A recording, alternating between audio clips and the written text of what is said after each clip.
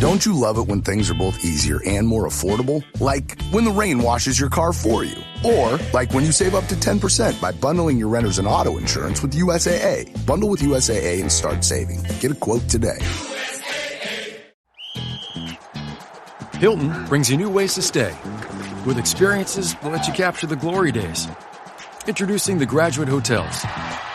Each inspired by local college towns, these stays are always original and never boring. Get in touch with traditions all across the country and enjoy a stay that's a class above the rest. Book at Graduate Hotels with Hilton Honors Points at Hilton.com. It's a win-win. Hilton, for the stay.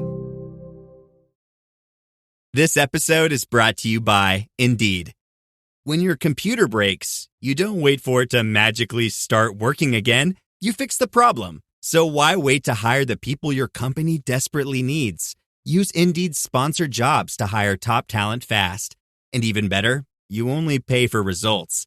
There's no need to wait. Speed up your hiring with a $75 sponsored job credit at Indeed.com/podcast. Terms and conditions apply. From the Fifth Quarter Studio in Madison, Wisconsin, you're listening to the Coaching Youth Hoops Podcast. They're playing Basketball. Here's our hosts, Steve Collins. And Bill Flitter.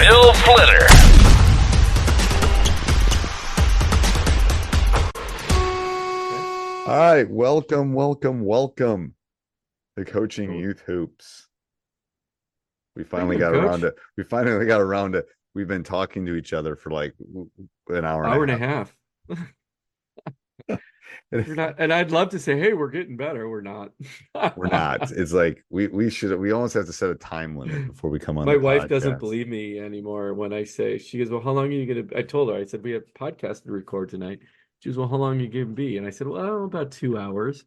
And she looks at me like, I'm gonna go do my returns. I had to run some errands. Like, okay. I know. Yeah, okay, I'll be back later.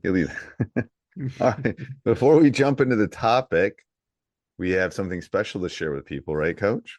Yeah, absolutely. Coaches, hey, go to coachingyouthhoops.com/clinic. Steve and I want to bring our show to you and a lot more. All right. So we want to offer your youth organization a coaching clinic taught by Steve and I. We're doing a giveaway. You and your organization will get us for 3 hours. We'll do on-court demonstrations, coach your coaches, and there's a lot of other prizes if you don't win them. If you don't win that major prize, yeah. I forgot what the other prizes are. There's Dr. Dish shooting machine, an IC3. Yep. And then we're going to give one lucky coach a full year or full season of the Coaching Youth Hoops practice plans and all the material that comes with that. And who knows? There might be some more sponsors coming along. Might be some discounts too, or something. You never know. Yeah, something for the special people to sign up. All right, so we're talking game management. We're talking end of game management today, right? What's the topic? Yeah, we're talking end of game management. This was a question asked by Coach Ian Gruber in our Facebook group.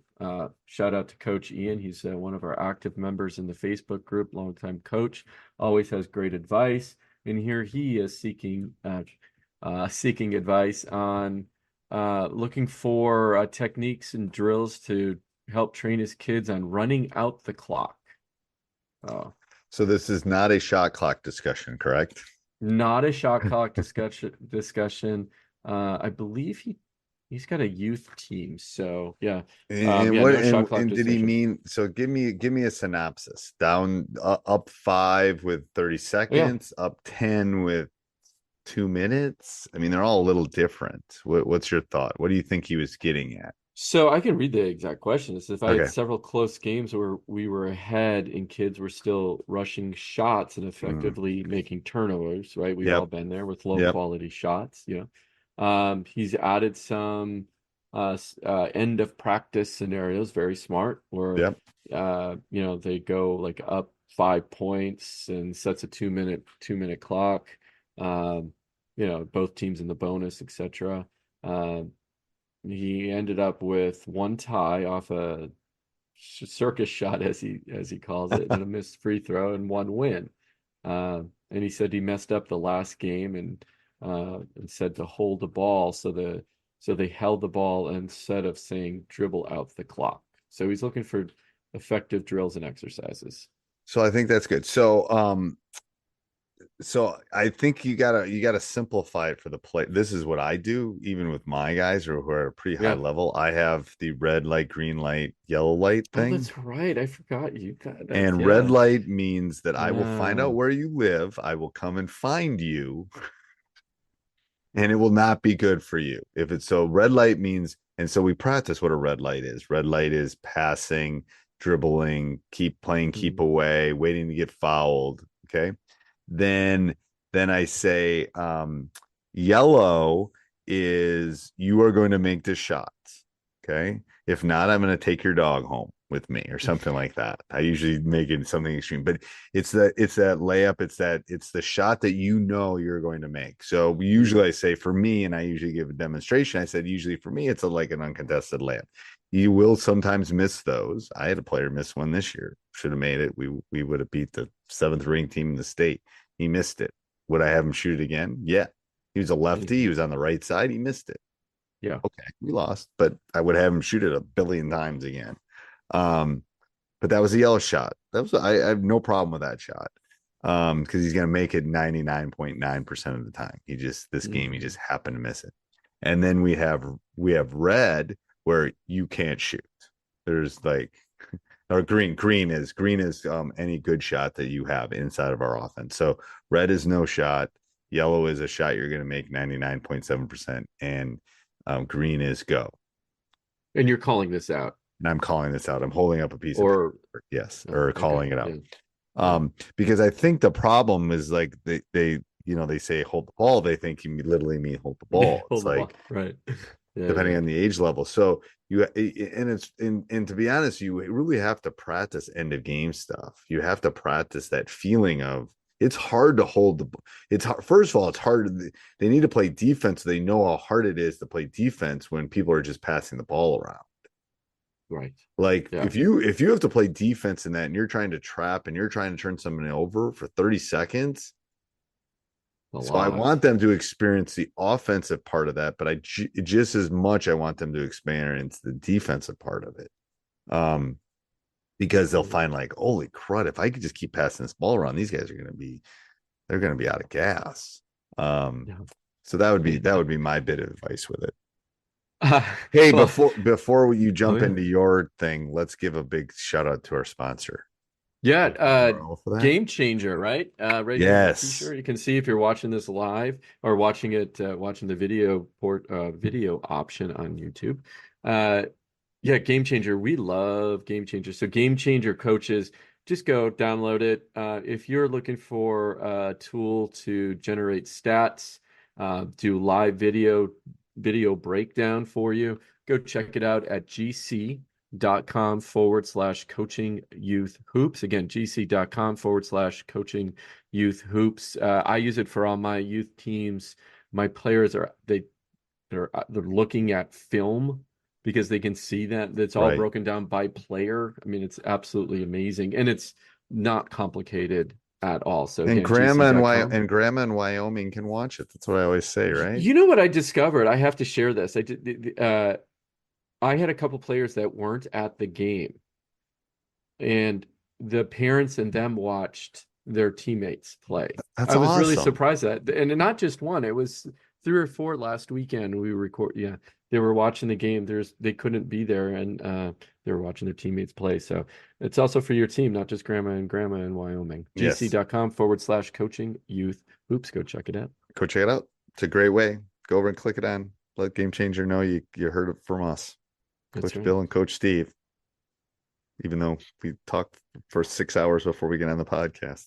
All right. So what's your feeling on this, Coach? Yeah. So literally ran into this scenario yesterday. We were short players in a tournament. I had five 5 players for 2 games that were back to back.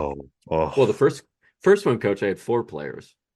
Did you have to borrow a player from a different team? No, dude, we won. I had the right 4 players. Okay. And the other team was okay playing against 4? They didn't have a choice. Well, yeah, I mean, yeah, and you can play with 4 in this particular tournament. So, okay. Well, we'll save that discussion for another day. I was so proud of them. But in the second game of that tournament, so we were in the championship round. My girls were gassed. We had back-to-back games, right? And first game we had 4, and the next game we had 5. And I saw this, and I said, okay, we have this thing we just call it hot potato. And there's 3 girls up on the top of the key, and they're literally just passing it back and forth. Okay. And we ran out the clock doing that. What we would do is we work on cuts off of it as well. So if they're going to start the double team, that's the trigger that you cut and go to the basket, because the middle is going to be wide. Middle is going to be typically wide open. The other 2 girls are way back, sitting just in the corners. Okay. And then we'll rotate them in and out if needed, and somebody will move, and just to create some action off of that. We had to use that when we ran out the clock. The last, I did it twice in the last 5 minutes of the game. So the first, when I called it out, it was 5 minutes left in the game. We were going back and forth. I think we wasted 2 minutes, and we scored an easy layup. Like you said, it was a green light shot right underneath. That's just demoralizing. Right underneath the basket. Yeah. Then the second time, we came down the court, did it again, and got another shot off with like 30 seconds left on the clock. Now, why didn't we run it out? They're kids, and they were literally like got a pass right underneath the basket, and all she had to do is grab it and go up with it, and right, which I'm okay with. But we also, the funny thing about that, so simple, stupid. I came up with it in a game. We ran into a 1-2-2, 1-2-2 trapping half court zone. Mm-hmm. And we've never practiced against it. And I said, okay, what are we going to do? So I said, well, stand here, pass back and forth, because that top person, all they were trying to do is like trap the ball and push to one side. Let's keep her running. If they're going to run a 1-2-2 in grade school, then I'm just going to wear that girl out. So literally wore that girl out, going back and forth, got a layup off a 1-2-2. Because what happens, what do you think coaches are saying on the other end? Play. Go get the ball. Go get the ball. Oh, yeah, parents are yelling. I don't care about that. Yeah. But the other coaches says, go trap the ball, go trap the ball. And as soon as they trap, boom.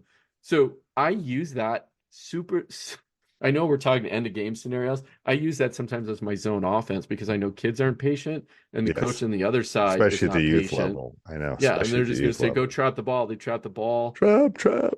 I know. And then we get a layup off of it. Anyway, so that's super simple.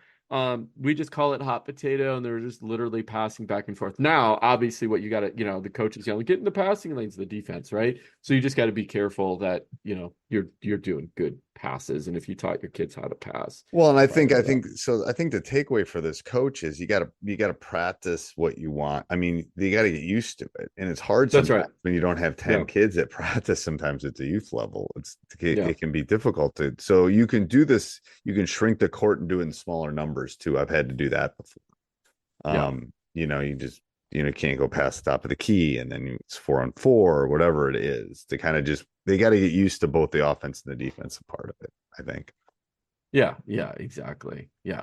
Right. And that's exactly right. So it's just but practice, but again, we're making some assumptions. There's no shot clock, right? Maybe this is kind of summer ball, but even if it's not, doesn't matter, right? We're just assuming there's no shot clock on this discussion. Okay, anything else, Coach? That's it. Good luck out there. All right, till next week. This podcast is part of the Sports Social Podcast Network.